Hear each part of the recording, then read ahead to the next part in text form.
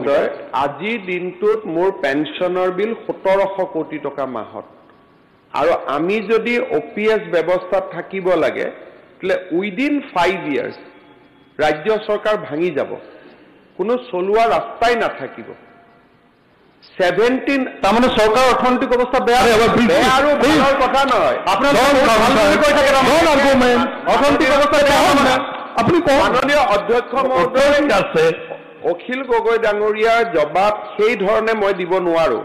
যদি পেনশন দি থাকিব লাগে অৰ্থনীতি বেয়া হৈ যাব আজি বেয়া নহয় যদি OPSত আমি পেনশন দিব লাগে স্যালারি আমাৰ আজি দিনত হল সে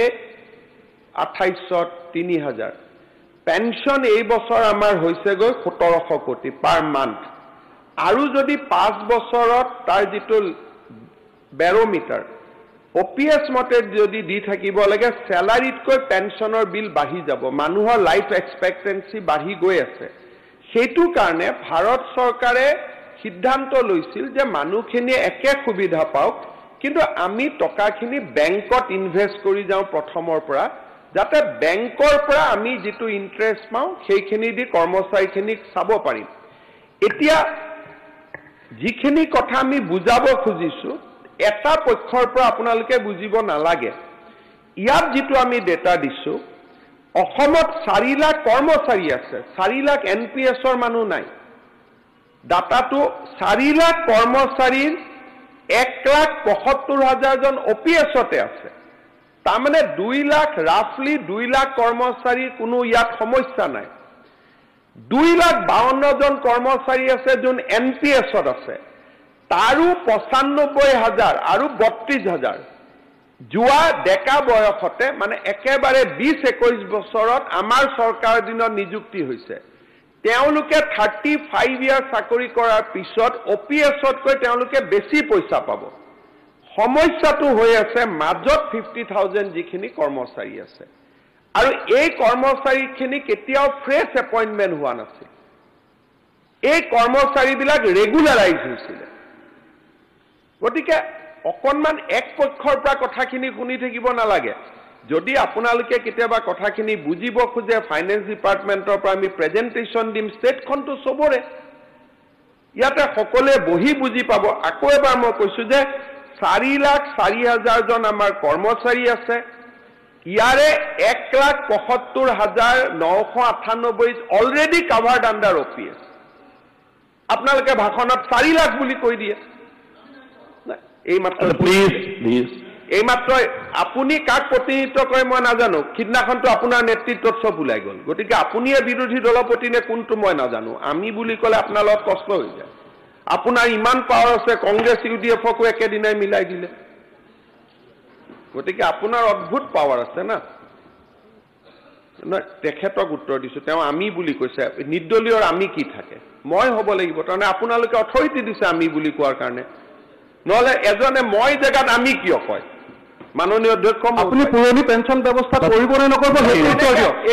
এখন পলিটিক্যাল উত্তৰবিলাক নিদিয়ে আমাৰ অধ্যক্ষ মহোদয় এখন কোনো আমাক পুৰণি পেনশন লাগে অধ্যক্ষ মহোদয় এইটো কোনো অসমৰ মানুহে গোটেই ভাৰতৰ মানুহে পুৰণি পেনশন বেলেগ বেলেগ ৰাজ্যত পুৰণি আছে অধ্যক্ষ মহোদয় কেৱল বিজেপি চৰকাৰখনে পুৰণি পেনশন নিদিয়ে বিজেপি আহিছে তাত পুৰণি পেনশন মাননীয় অধ্যক্ষ মহোদয় পুৰণি পেনশন দি আছে কিয় পুৰণি পেনশন নিদিব মাননীয় অধ্যক্ষ মহোদয় এই এনেকে বেনেটটো লগাই দি কবনে নাই কক এইটো নক্সালৰ কেম্পত হয় বিধানসভাত নহয় গতিকে এইটো মই উত্তৰ নিদিওৱে মৰি যাম কিন্তু এইটো উত্তৰ নিদিও আপুনি কক এনেকে বেনত নক্সালৰ কেম্পত হয় সেইটো কাৰণে আমাৰ চানবাৰী PSত কোৰ্টত কেছু চলি আছে নক্সাল কেম্পৰ ওপৰত গতিকে এতিয়া অধ্যক্ষ মহোদয় আমি কোনেও 4 লাখ কোৱা বুলি কোৱাটো মই কোৱা নাই প্ৰশ্নকৰ্তাই কমপ্লিটলি কৈছে 4 লাখ কৰ্মচাৰী বুলি গতিকে প্ৰথম মই হাউসত ভুলটো ভাঙি দিব কৈছো যে এটো 4 লাখ নহয় কিমান হয় 2,58,000 জন এটো সাবস্টেন্সিয়াল নাম্বাৰ মই নহয় বুলি কোৱা নাই 2,58,000ৰ অলমোস্ট 1.5 লাখ কৰ্মচাৰী আমাৰ চৰকাৰ দিনৰ নিযুক্তি পাইছে আৰু একেবাৰে সৰু বয়সত নিযুক্তি পাইছে তেওঁলোক OPSত যাবও নুখুজিব এতিয়া সমস্যাটো কিমানজন মানুহৰ হল 70, 80, 90,000 মানুহৰ সমস্যা আৰু এই মানুহখিনি কোন যাক মই শিক্ষামন্ত্ৰী থাকোঁতে বিভিন্ন পৰ্যায়ত চাকৰি প্ৰাদেশিকৰণ কৰিছিলোঁ 2012 চনৰ পিছত সেইকাৰণে 10 বছৰৰ কথা কৈছে 2012ৰ পিছতে এওঁলোকৰ চৰকাৰত ৰেগুলাৰাইজ হৈছে ৰেগুলাৰাইজ কৰ্মচাৰী আৰু নিযুক্তিপ্ৰাপ্ত কৰ্মচাৰীৰ মাজত এটা ডিফাৰেন্স আছে আৰু ভাৰত চৰকাৰৰ কমিটিখন কাম কৰি আছে ৰিপৰ্ট আহক ৰিপৰ্ট সদনত সকলোৱে জানিব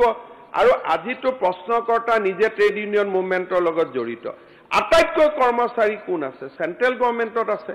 চেন্ট্ৰেল গভৰ্ণমেণ্টৰ মানুহখিনিয়েতো এতিয়ালৈকে ৰাস্তাত নামা নাই তাৰমানে they are in deliberation with the central government গতিকে আজি প্ৰশ্নকৰ্তাই ভাল কৰি জানিব যে ৰেলততো তেখেতৰে দলৰ ট্ৰেড ইউনিয়ন আছে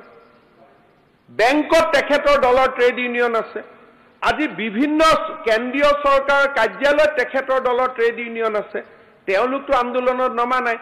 তাৰ মানে কি যে ভাৰত চৰকাৰৰ লগত কবাত নহয় কবাত এটা সুন্দৰ আলোচনা চলি আছে গতিকে আমি অলপ অপেক্ষা কৰিব লাগে মই ইমান সংকল্প প্ৰস্তাৱটো কৈছিলোঁ যে আমি অলপ অপেক্ষা কৰা ভাল ভাৰত চৰকাৰৰ কমিটিৰ ৰিপৰ্টটো কি হয় আৰু কমিটিৰ ৰিপৰ্টটো যদি নিগেটিভ হয় যোৱাবাৰো মই কৈছিলোঁ তেতিয়া আমি হাউচত আকৌ এবাৰ বহিম এই মানুহখিনিতো আমাৰে মানুহ কিন্তু এনেকৈ আপুনি অপিএছ কৰিব নে এনপিএছ কৰিব তেনেকৈ থোৰে ৰাজহুৱা সেৱা চলিব এইখনতো গভৰ্ণমেণ্টৰ মই মালিক নহয় I am just A custodian of the government আজি কংগ্ৰেছে উদ্ৰ কৰিছে তেওঁলোকেওতো এইটোৰ লগতে আছে